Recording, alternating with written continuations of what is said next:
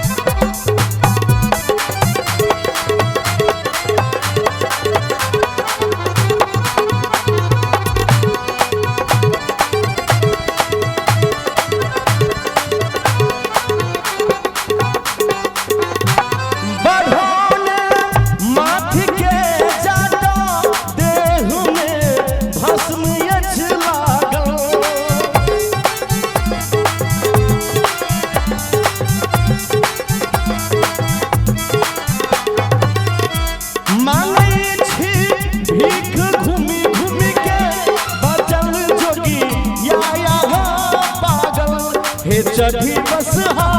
पर घूमै छी है हे चढ़ी बसहा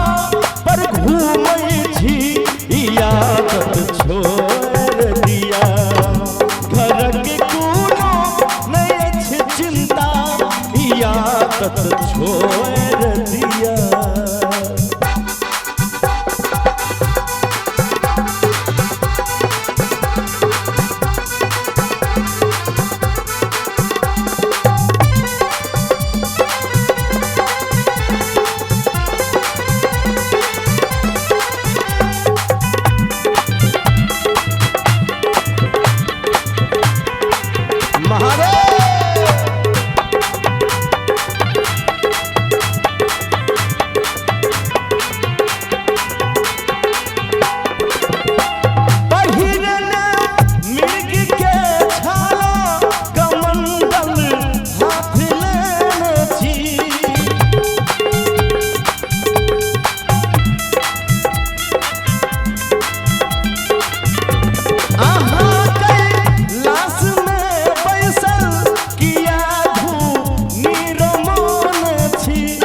अपन की हाल के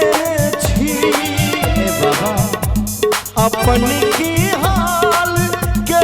छी यादत छोड़ दिया के